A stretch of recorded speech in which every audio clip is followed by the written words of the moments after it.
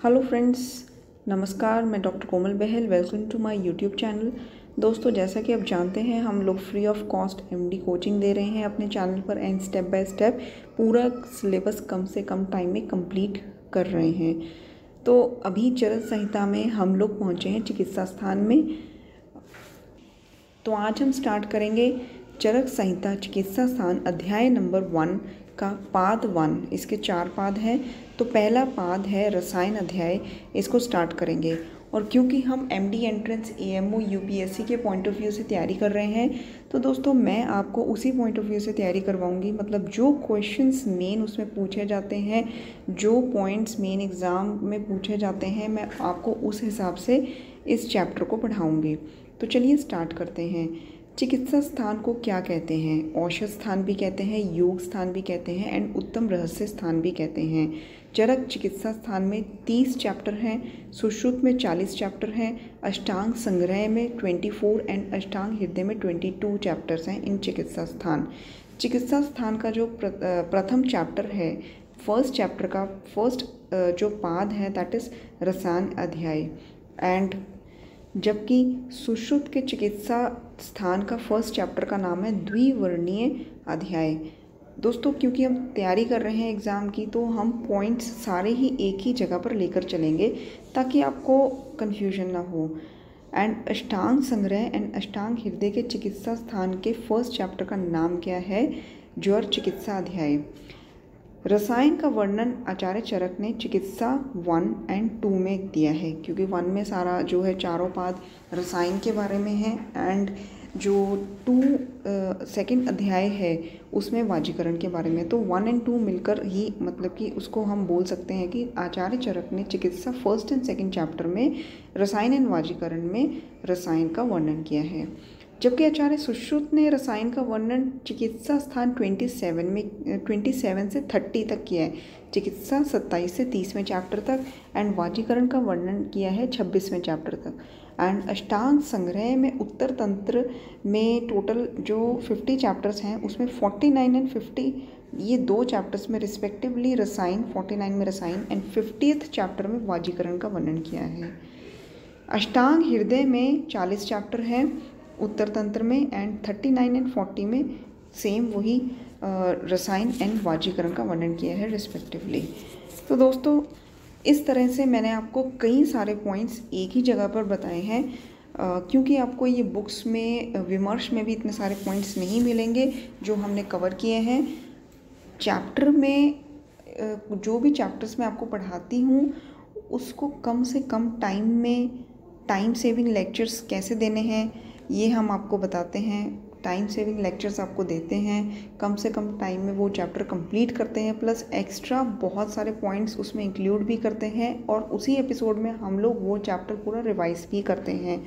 इसीलिए कम से कम टाइम में आपकी तैयारी हो पाती है एंड आपका जब टाइम वेस्ट नहीं होता, टाइम सेव हो जाता है, तो आप रिवीजन भी बार बार कर सकते हैं। क्योंकि दोस्तों, असली तैयारी रिवीजन से ही होती है, तभी आपके सिलेक्शन के चांसेस बहुत ज़्यादा बढ़ जाते हैं। तो चलिए आगे बढ़ते हैं। इस एपिसोड को 3-4 बार सुनिए, क्योंकि ये कन्फ्यूजन देगा आपको। 3-4 बार सुनने के बाद ही आपको जो है ये चैप्टर बहुत अच्छे से याद हो जाएगा एंड आपके कोई भी क्वेश्चन इस चैप्टर में से गलत नहीं होंगे, आई बेट। नेक्स्ट है कि जो चरक का फर्स्ट अध्याय है उसमें 4 पाद हैं। चरक चिकित्सा 1 में टोटल रसायन के बारे में जो बताया है, तो टोटल रसायन योग चारों पादों में मिलाकर टोटल कितने बनते हैं? 63 रसायन योग। कैसे? सबसे पहला चैप्टर है अभ्य आम्लकीय, दूसरा प्राणकामीय, तीसरा कर प्रचितीय एंड चौथा आयुर्वेद समुत्थानीय। तो अभ्य आम्लकीय में 6 योग है, प्राणकामीय में 37 सबसे ज़्यादा योग हैं, कर प्रचितीय में 16 योग एंड आयुर्वेद समुत्थानीय में 4 योग। तो टोटल 63 योग बन गए चरक चिकित्सा अध्याय 1 चारों पाद रसायन के। अब इसको थोड़ा सा इंडिविजुअली देख लेते हैं। अभ्य आम्लकीय में 6 योग हैं, 2 तो आपके प्रथम एंड द्वितीय ब्रह्म रसायन हो गए एंड 2 आपके हो गए प्रथम एंड द्वितीय हरितकी आदि रसायन। 2 आप और याद कर लीजिए, आम्लक रसायन एंड च्यवनप्राश। ठीक है, 2 ब्रह्म रसायन, 2 हरितकीय रसायन, आम्लक रसायन एंड च्यवनप्राश। तो इस तरह से ये 6 रसायन के योग हैं। इसके बाद है प्राणकामीय का मैं आपको बताती हूँ 37 योग कैसे याद करने हैं। सबसे पहले आप चलिए कर प्रचितीय पे। कर प्रचितीय पे हमने पढ़े हैं 16 योग। 16 योग आपने कैसे याद करने हैं? केवल आम्लक रसायन, आम्ला आयस रसायन, लौह आदि रसायन, इंद्र एंड शिलाजतु, इंद्र रसायन एंड शिलाजतु रसायन। तो ये तो हो गए स्टार्टिंग के 5। केवल आम्लक रसायन, आम्ल आयस रसायन, लौह आदि, इंद्र एंड शिलाजतु। ठीक है, इतना याद कर लिया। उसके बाद 4 मेध्य रसायन, ठीक है, एंड 4 त्रिफला रसायन एंड 2 पिपली रसायन। ठीक है, तो इस तरह से आपके 16 रसायन के योग हो गए। केवल आम्लक रसायन, आम्ल आयस रसायन, इंद्र रसायन, शिलाजतु रसायन और लौह आदि रसायन, 4 मेध्य रसायन, 2 पिपली रसायन, 4 त्रिफला रसायन। आयुर्वेद समुत्थानीय में 4 योग होते हैं रसायन के। इंद्रोक्त रसायन प्रथम एंड इंद्रोक्त रसायन द्वितीय। ठीक है, 2 तो ये हो गए। द्रोणी प्रवेशिक रसायन एंड आचार रसायन। ठीक है, 2 इंद्रोक्त रसायन हो गए एंड द्रोणी प्रवेशिक रसायन एंड आचार रसायन, तो ये 4। तो इसके बाद आप प्राणकामीय अध्याय में 37 योग कैसे पढ़ेंगे? ध्यान से सुनिए। जो 16 योग थे कर प्रचितीय में, ठीक है, एंड इसके बाद हमने जो पढ़े हैं 4 योग थे आयुर्वेद समुत्थानीय में, एंड जो पढ़े हैं 6 योग थे अभ्य आम्लकी में। देखिए, प्राणकामीय में आप याद करेंगे शतपाक आम्लक घृत, सहस्त्रपाक आम्लक घृत, आम्लक चूर्ण, आम्लक अवलेय, अपर आम्लक अवलेय, विडंग अवलेय, नागबला रसायन, 19 बलादि रसायन, 10 बलातक योग हो गए 37। देखिए फिर से सुनिए, सीधा सीधा 9 बलादि रसायन है एंड 10 बल्लातक रसायन है। ठीक है, शतपाक आम्लक घृत एंड सहस्त्रपाक आम्लक घृत, आम्लक चूर्ण, आम्लक अवलेय, अपर आम्लक अवलेय। ठीक है, शतपाक आम्लक घृत, सहस्त्रपाक आम्लक घृत, आम्लक चूर्ण, आम्लक अवलेय, अपर आम्लक अवलेय, विडंग अवलेय, नागबला रसायन, 19 बलादि रसायन एंड भल्लातक के 10 योग। ठीक है, अच्छा एक क्वेश्चन है कि जो आयुर्वेद समुत्थानीय में आचार रसायन का वर्णन है उसमें 2 क्वेश्चंस आ सकते हैं कि आचार रसायन कौन से आचार्य की मौलिक देन है। तो आंसर है कि आचार रसायन आचार्य चरक की मौलिक देन है एंड इसका वर्णन है चरक चिकित्सा अध्याय 1 का पाद 1 रसायन अध्याय। ठीक है, रसायन अध्याय इन द सेंस कि अभ्य आम्लकी अध्याय, जो फर्स्ट इसका नाम है, फर्स्ट पाद का रसायन अध्याय के। विमर्श में सबसे पहले दिया गया है। अब हम स्टार्ट कर रहे हैं अभ्य आम्लकी अध्याय। तो दोस्तों विमर्श में सबसे पहले दिया गया है कि आयुर्वेद का जो प्रयोजन है वो कहाँ कहाँ बताया है। सुश्रुत ने सूत्र 1 में बताया है, चरक में चिकित्सा 30 में बताया है एंड चरक सूत्र 9 में चिकित्सा के चतुष्पाद का वर्णन है। अच्छा, अगर मैं आपको पूछूं कि चिकित्सा की जो डेफिनेशन है, चतुर्नाम भिषक आदिनाम शस्तानाम धातु वैकृते प्रवृत्ति धातु सम्या अर्थात चिकित्सेत्य अभिधीयते। ठीक है, मतलब चिकित्सा के जब चतुष्पाद वैद्य द्रव्य रोगी उपस्थाता विकृत धातु को साम्य बनाने की जो क्रिया करते हैं उसे चिकित्सा कहते हैं। इसका वर्णन कहाँ पे है? इसका वर्णन है चरक सूत्र 9 में। ठीक है, और चिकित्सा की जो परिभाषा है चरक सूत्र 16 में भी दी गई है। वो इस तरह से है, या भी क्रिया भी जानते शरीर धातु में समा, ऐसी क्रिया जो शरीर के धातुओं को साम्य अवस्था में लाए उस क्रिया को हम कहते हैं चिकित्सा। ठीक है, चरक सूत्र 9 एंड चरक सूत्र 16। भेषज के पर्याय कितने होते हैं? 9 कौन से हैं? चिकित्सितम, व्याधिहरम, पथ्यम, साधनम, औषधम, प्रायश्चितम, प्रशमनम, प्रकृति स्थापनम, हितम। ठीक है, एंड सुश्रुत ने चिकित्सा के 4 पर्याय बताए हैं, प्रायश्चितम, प्रशमनम, चिकित्सा, और 3 तो आचार्य चरक से मिले जुले हैं और एक अलग है, दैट इज शांति कर्म। ठीक है, प्रायश्चितम, प्रशमनम, चिकित्सा एंड लास्ट इज शांति कर्म। अष्टांग हृदय में चिकित्सा 22 में कहाँ है? चिकित्सितम, हितम, पथ्यम, प्रायश्चितम, भिषक, जितम, ये चिकित्सा के पर्याय हैं। चिकित्सितम भी सेम है, हितम भी सेम है, पथ्यम, प्रायश्चितम ये सेम है। अलग से उन्होंने क्या बताया है? भिषक, जितम, जबकि सुश्रुत ने अलग से क्या बताया है? शांति कर्म। चिकित्सा को भिषक जितम संज्ञा किसने दी है? ऐसा क्वेश्चन आ चुका है, तो आचार्य वाग्भट ने दी है। भेषज जो है वो दो प्रकार की होती है, स्वस्थ ऊर्जस्करम एंड आतुरस्य रोगनुत। स्वस्थ ऊर्जस्करम मतलब कि जो स्वस्थ व्यक्ति को ऊर्जा प्रदान करे, एंड आतुरस्य रोगनुत मतलब रोगी को जो विकार है उसको दूर करे। अभेषज के भी दो प्रकार होते हैं, ये क्वेश्चन BHU में 2007 में आ चुका है। अभेषज के दो प्रकार होते हैं, बाधन एंड सअनुबाधन। बाधन का मतलब कि जो तत्काल उपद्रव उत्पन्न करे, सअनुबाधन मतलब कि जो कालांतर में उपद्रव उत्पन्न करती हो, जैसे कि दूषी विष का सेवन करना। ठीक है, तो बाधन मतलब कि एक्यूट डिसीज़ एंड सअनुबाधन मतलब कि क्रॉनिक डिसीज़। चक्रपाणी ने सअनुबाधन को दीर्घकाल कुष्ठ भी बोला। सअनुबाधन का जो एग्जाम्पल है उसमें दीर्घकाल कुष्ठ एग्जाम्पल दिया है सअनुबाधन का आचार्य चक्रपाणी ने। तो चलिए स्टार्ट करते हैं। रसायन जो है इसके लिए क्या कहा गया है, स्वस्थ ऊर्जस्करम यत् तद वृश्यम तद रसायनम। ठीक है, ये रसायन के लिए आचार्य चरक ने श्लोक दिया है। स्वस्थ को ऊर्जा प्रदान करे, जो वृश्य हो। ठीक है, एंड चक्रपाणी ने क्या कहा है कि शतशीन में सर्पी गुड़ को रसायन की तरह प्रयोग कर सकते हैं। ठीक है, एंड पांडु में योगराज को रसायन की तरह प्रयोग कर सकते हैं, एंड कास में अगस्त्य हरितकी को रसायन की तरह प्रयोग कर सकते हैं।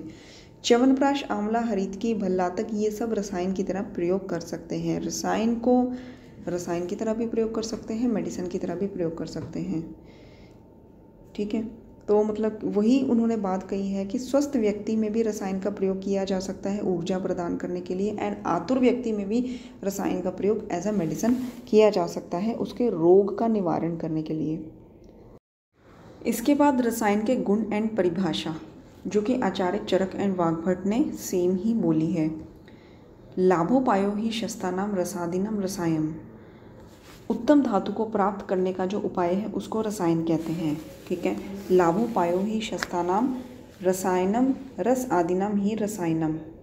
रसायन के गुण क्या होते हैं, ये दीर्घ आयु को प्रदान करता है, स्मृति, मेधा, आरोग्यम, तरुण वय, प्रभा, वर्ण, स्वर, आदर्य, देह, इंद्रिय बलम, परम, वाक सिद्धि, प्रणति, कांति लभते।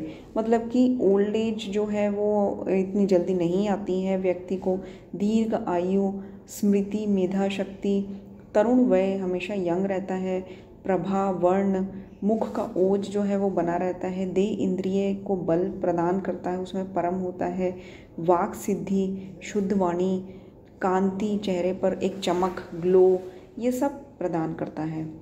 रसायन की परिभाषा आचार्य सुश्रुत ने सूत्र 1 में क्या दी है, रसायन तंत्र नामम वय स्थापनम आयु मेधा बल करम रोग उपहरणम समर्थ च। आचार्य षाढंगधर ने क्या बोला है, रसायनम च तत् क्षेयम जरा व्याधि नाशनम। एंड आचार्य भाव प्रकाश ने क्या बोला है, अच्छा जो आचार्य षाढंगधर ने कहा है कि रसायनम च यत् क्षेयम जरा व्याधि नाशनम, उन्होंने एग्जाम्पल्स भी दिए हैं जैसे कि अमृता, रुदंती, गुगलू, हरितकी।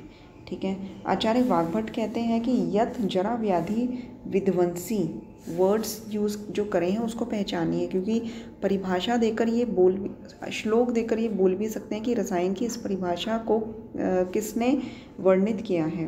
तो यत् जरा व्याधि विध्वंसी वय स्तंभकरम तथा चक्षुष्य भृंगणम वृश्यम भेषजम तद रसायनम, जो जरा व्याधि को नाश कर देती है, विध्वंस कर देती है, वय स्तंभ वय को स्तंभित कर देती है, चक्षुष्य होती है, भृंगण करती है, वृश्य होती है, भेषजम भी होती है, तद रसायनम।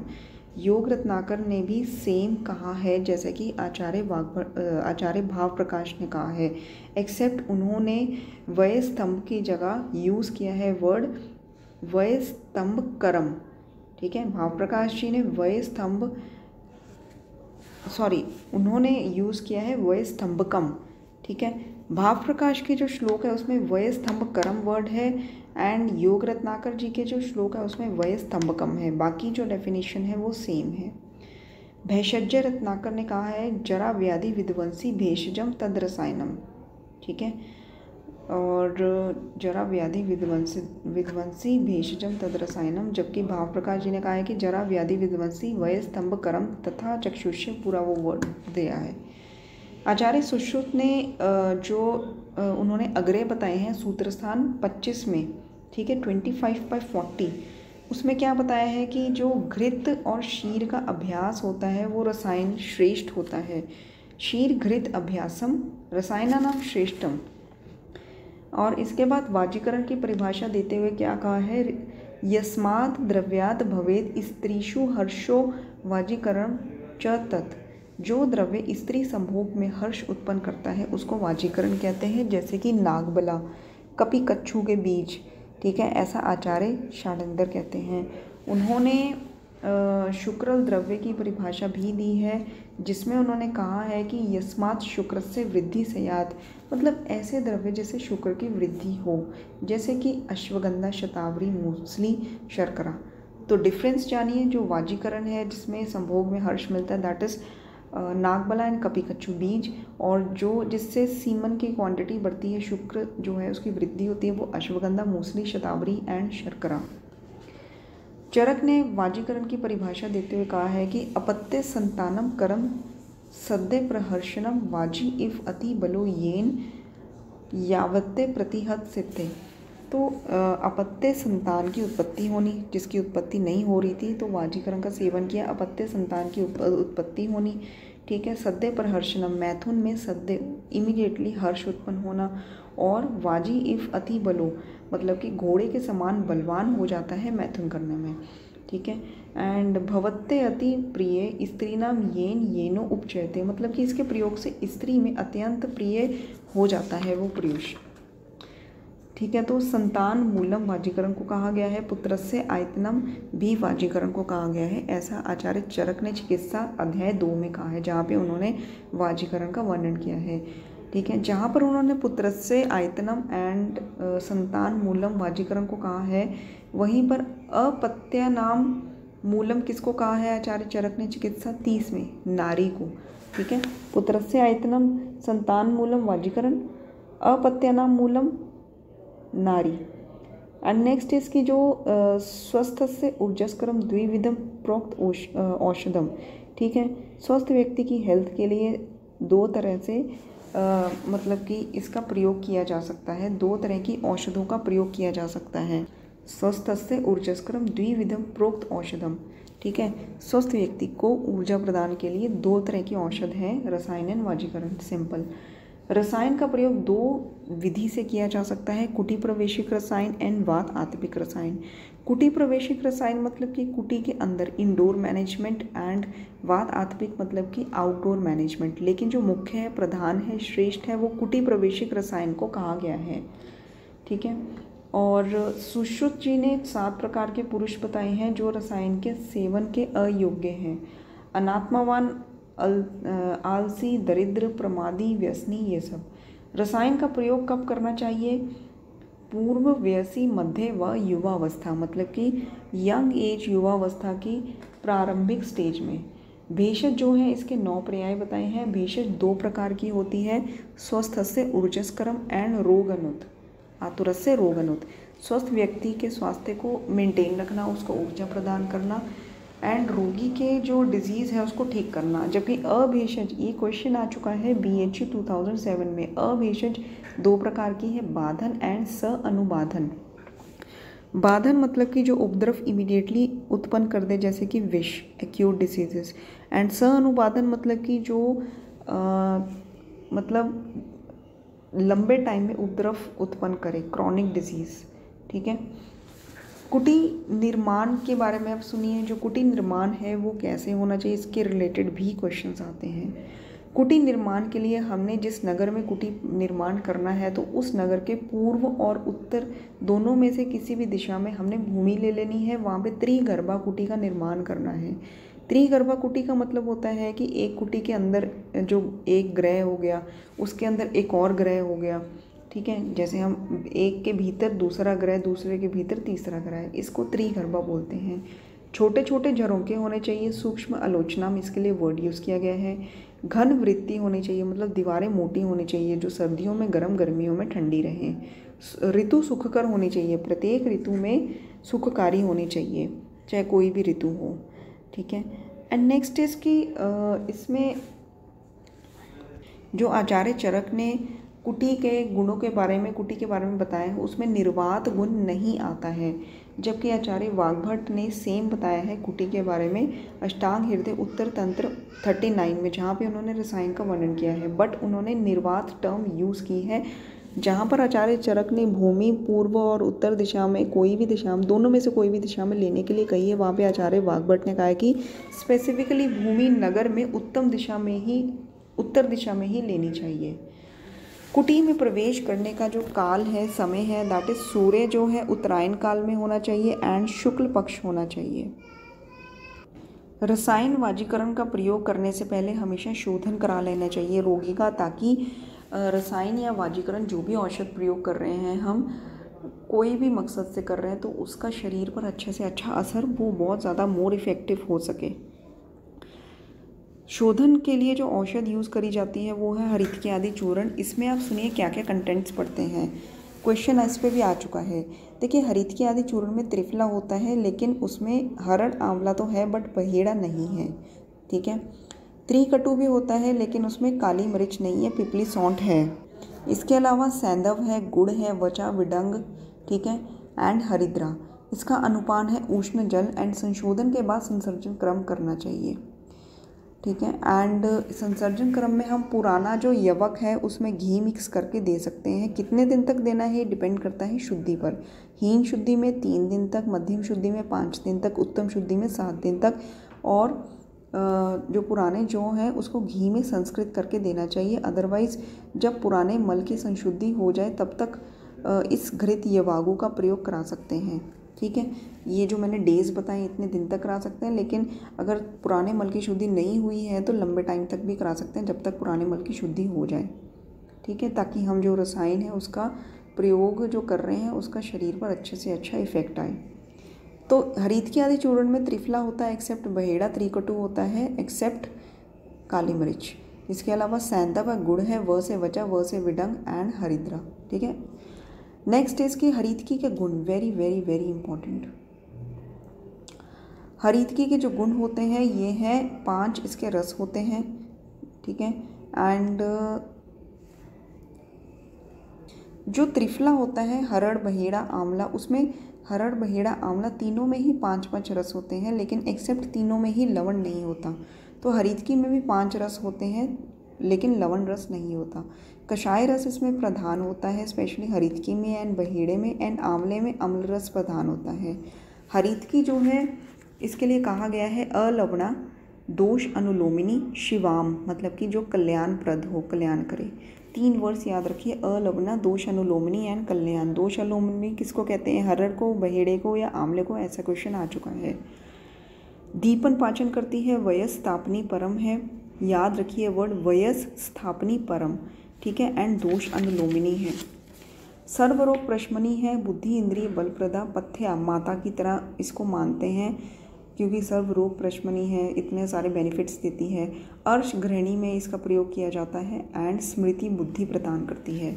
हरितकी के लिए चरक 25 में, सूत्र स्थान 25 में अग्रह में कहा गया है कि वय स्थापना नाम श्रेष्ठम जो है, जहाँ पर आचार्य चरक ने, अभी मैंने आपको बताया कि वय स्थापनी परम हरितकी के लिए यूज़ किया गया है, वहीं पर आचार्य चरक ने सूत्र 25 में वय स्थापना नाम परम आंवले के लिए यूज़ किया गया है, ठीक है। तो वर्ड्स को समझिए, मीनिंग सेम है, वर्ड्स का खेल है। वय स्थापनी परम फॉर हरितकी, वय स्थापनी परम फॉर हरितकी, चरक चिकित्सा स्थान चैप्टर नंबर 1। वय स्थापना नाम श्रेष्ठम आंवला, चरक सूत्र स्थान चैप्टर नंबर 25। चरक चिकित्सा 1 में वयस स्थापनी परम बोला गया है। एंड हरितकी को आचार्य चरक ने सूत्र 25 में क्या कहा है, हरितकी को या फिर हरितकी के लिए कहा है पथ्या नाम श्रेष्ठम, ठीक है। सूत्र 25 में अग्रह में वय स्थापनम श्रेष्ठम आंवले को कहा गया है। मैं बार बार एक ही पॉइंट रिपीट कर रही हूँ क्योंकि बहुत बार आ चुका है।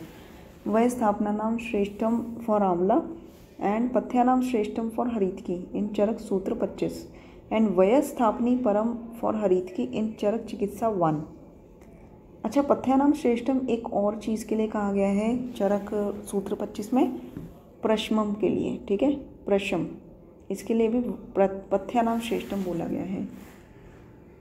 रसायनानाम श्रेष्ठम मैंने किसका कहा था? शीघ्रघृत अभ्यास के लिए। जबकि आचार्य वाग्भट ने अष्टांग हृदय उत्तर तंत्र 45 में क्या बोला है? उन्होंने कहा है कि शीघ्रघृत अभ्यास जो है वृद्ध अवस्था में श्रेष्ठ माना गया है। एंड लवण रहित जो है त्रिफला के तीनों कंटेंट्स हैं, अमल, बेहेड़ा एंड आंवला, एंड इसके साथ जो मध्य है वो भी लवण रहित होती है एंड अम्ल रस प्रधान होती है। काश्यप ने ओज को षड्रस माना है, कुछ पॉइंट्स हैं आप देख लीजिए।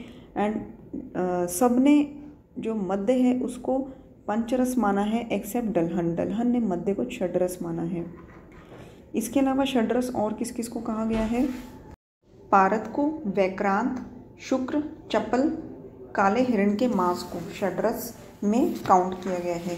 ठीक है। एंड याद रखिए जो मध्य है दैट इज पंचरस, बट दलहन जी ने उसको षड्रस माना है। भल्लातक पंचरस होता है और उसमें मधुर रस नहीं होता है। ठीक है। एंड नेक्स्ट इज जरा व्याधि प्रशमनी बुद्धि इंद्रिय बलप्रदम, ये है आम्लक आयस रसायन के लिए एंड ब्रह्म रसायन के लिए। ठीक है। ये श्लोक कुछ यूज़ किए गए हैं, श्लोक का वर्णन किया गया है, तो श्लोक रख के पूछ लेते हैं कि ये कौन से रसायन के लिए कहा गया है। जरा व्याधि प्रशमनी बुद्धि इंद्रिय बलप्रदम, ये आम्लक आयस रसायन के लिए एंड ब्रह्म रसायन के लिए कहा गया है। और जरा व्याधि प्रशमनी देह दृढ़ कर परम, जहाँ पे देह को दृढ़ करने की बात कही है वो शिलाजित रसायन के लिए कहा गया है। ठीक है। हरितिकी को डिफरेंट फॉर्म्स में यूज़ करेंगे तो वो अलग अलग बेनिफिट देगी। जैसे कि हरितिकी को चर्विता फॉर्म में, मतलब कि च्यू करके चबाकर यूज़ करेंगे तो पित्तवर्धक होती है, अग्निवर्धक होती है। पेशिता फॉर्म में यूज़ करेंगे तो मल का शोधन करती है। स्विन्न करके यूज़ करेंगे तो संग्रहणी होती है। भ्रष्ट यानी कि भुनकर यूज़ करेंगे तो त्रिदोष खनी होती है। हरितिकी सेवन के जो अयोग्य होते हैं वो कौन है? अजीर्ण, जो अजीर्ण स्थिति में होते हैं, अत्यंत मैथुन, अत्यंत मदिरापान, रुक्ष भोजन करने वाले। बट शोष का रोगी, बाल और वृद्ध हरितिकी ले सकते हैं। आचार्य भाव प्रकाश जी ने एक वर्ड यूज़ किया है अहव अति गमन, मतलब कि जो अत्यधिक पैदल चलता हो उनको हरितिकी जो है प्रयोग नहीं करनी चाहिए। एंड इसके अलावा रुक्ष भोजन करने वाले, बल का जिनका क्षय हो गया हो, लंघन से जो कृश हो गए हो, वेट लूज हो गया हो, गर्भवती नारी, तृष्णा, रक्त जिसका निकाला गया हो, जो जिसने रक्तदान किया हो, मल ग्रह, हनुस्तंभ, मुख शोष एंड क्षीण गर्भिण्या, ये भी अयोग्य है हरितिकी सेवन के। आंवला और हरितिकी गुण कर्म में एग्जैक्टली सेम है, लेकिन एक पॉइंट डिफरेंस है वीर्य का। हरितिकी उष्ण वीर्य होती है, आंवला शीत वीर्य होता है। आंवला और हरितिकी को अगर बीज रहित इनके फल का प्रयोग किया जाए तो ये अमृत के समान है। अमृत पानानी शस्यानी वर्ड यूज़ किया गया है। हिमालय में उत्पन्न जो औषधियाँ होती हैं श्रेष्ठ हैं, बट आचार्य शालंदर कहते हैं कि आग्नेय औषधियों को विंध्य पर्वत से लेना चाहिए एंड सौम्य औषधियों को हिमालय पर्वत से लेना चाहिए। तो चलिए स्टार्ट करते हैं। फर्स्ट ब्रह्म रसायन। ब्रह्म रसायन प्रथम में क्या बताया गया है? ये इसमें पंचमूल पड़ते हैं। उसमें पंचमूल हमने लेने हैं, 10 गुना पानी लेकर उसको पकाना है एंड जब 1/10 रह जाए तब हमने अग्नि से उतार लेना है। पात्र कौन सा यूज़ किया गया है? औदुंबर पात्र यानी कि तांबे का पात्र।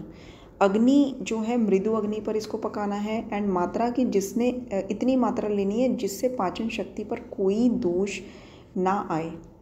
जब पच जाए ये तो उसके बाद हमने अनुपान रूप में दूध और चावल प्रयोग करना है। हम इसके दौरान जो है दूध और चावल प्रयोग करेंगे जब ये पच जाए तो। हरितिकी और आम्लकी जो इसमें पड़ता है उसकी रेशो क्या होती है? ये क्वेश्चन आ चुका है। 1000 रेशो 3000, 1000 हरड़ एंड 3000 आंवले इसमें पड़ते हैं। एंड पंचमूल की मात्रा क्या होती है? 10-10 पल, मतलब प्रत्येक पंचमूल 10 पल, जिसमें प्रत्येक द्रव्य 2-2 पल होता है। अच्छा, ताम्र पात्र का प्रयोग चरक ने और कौन कौन से रसायन में बताया है उसको बनाते समय? प्रथम ब्रह्म रसायन, दृष्टि प्रदा तैल एंड सेदम लेप। ठीक है। प्रथम ब्रह्म रसायन, दृष्टि प्रदा तैल एंड सेदम लेप, इन तीनों में ताम्र पात्र का प्रयोग बताया है। आचार्य शालंदर ने उसी प्रकार ताम्र पात्र का उल्लेख कहाँ कहाँ किया है? लौह आदि रसायन को बनाने में, उदयादित रसायन, कासीस आदि घृत, फल घृत, ज्वारी रस, खंड कूष्मांड अवले। ठीक है। 2 रसायन हो गए लो रसायन एंड उदयादित रसायन, 2 घृत हो गए काशीस आदि घृत फलघृत एंड ज्वरारी रस हो गया एंड 1 अवलेय खंड कुष्मांड अवलेय। इसके बाद चलते हैं द्वितीय ब्रह्म रसायन में। द्वितीय ब्रह्म रसायन में आंवला जो है 1000 है, 1000 आंवला हमने लेना है। पिष्ट स्वेदन यंत्र विधि से दूध के वाष्प से उसका स्वेदन मतलब उसको उबालना है, ठीक है।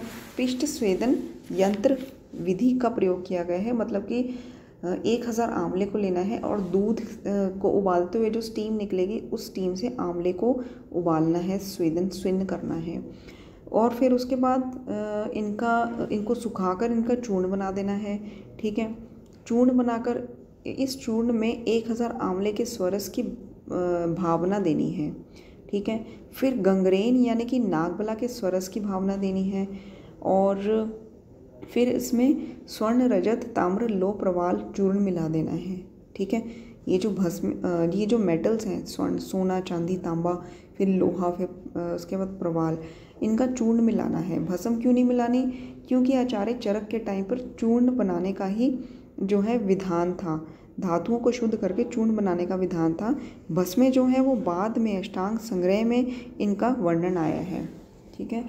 और इसके अलावा आप एक चीज़ और याद रख सकते हैं कि जो स्वर्ण है उसका प्रयोग और कहाँ कहाँ हुआ है। द्वितीय ब्रह्म रसायन में हुआ है, इंद्र रसायन द्वितीय में हुआ है, देखिए द्वितीय में हुआ है, इंद्र रसायन में हुआ है एंड चतुर्थ त्रिफला रसायन में हुआ है, ठीक है।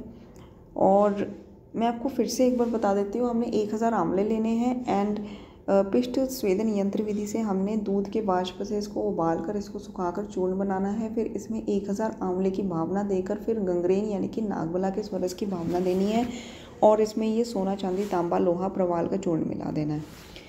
कुटी प्रवेशिक विधि के अनुसार इसका सेवन करना है द्वितीय ब्रह्म रसायन का। और प्रातः हमने 1 तोला से स्टार्ट कर आधा तोला बढ़ाना है। आधा तोला यानी कि आधा कर्श, दोनों इक्वल हैं। उसके बाद है कि इसका लाभ क्या होता है कि पर्वत के समान दृढ़ हो जाता है शरीर, वायु के समान पराक्रमी हो जाता है, विष प्रभाव नहीं होता।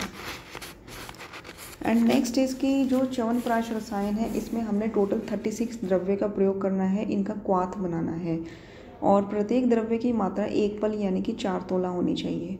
क्वाथ बना लिया, उसमें 500 आंवले जो है वो 500 आंवलों को भुनना है जो गोघृत में, फिर उसमें तिल तेल मिलाना है 6 पल में, ठीक है।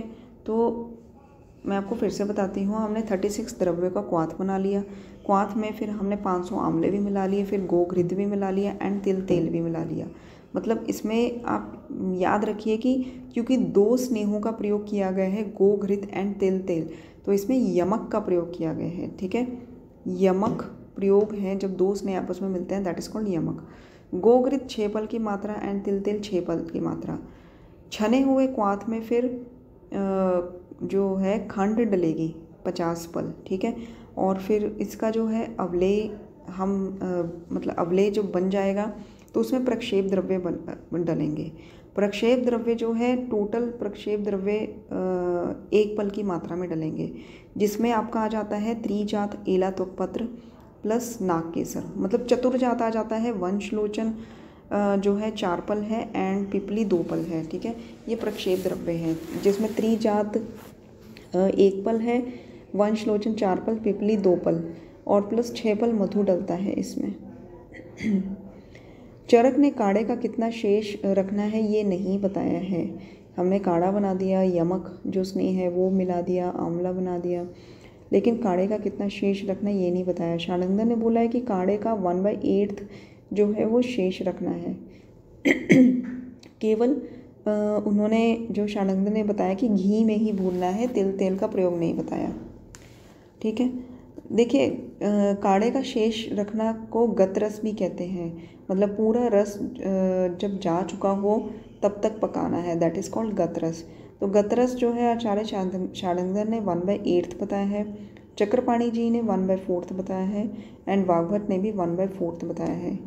और च्यवनप्राश में अष्टवर्ग के सभी द्रव्य जो है वो डलते हैं, लेकिन एक्सेप्ट मैं आपको बताती हूँ। देखिए जैसे अष्टवर्ग में द्रव्य कौन से होते हैं, जीवक, ऋष्वक, मेदा, महामेदा, काकोली, क्षीर काकोली, तो क्वेश्चन आ जाता है कि इनमें से कौन से द्रव्य, अष्टवर्ग के कौन से द्रव्य जो है हजारे चरक ने च्यवनप्राश में डाले हैं, क्या उनकी संख्या है।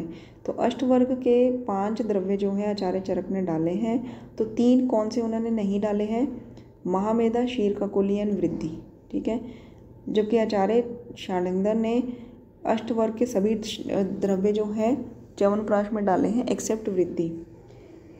और एक पॉइंट मैंने आपको यमक का बता दिया, गोघृत तिल तेल आचार्य चरक ने बोला है 6 पल, जबकि आचार्य शार्ंगधर ने केवल घी का प्रयोग 7 पल यूज़ करने को कहा है।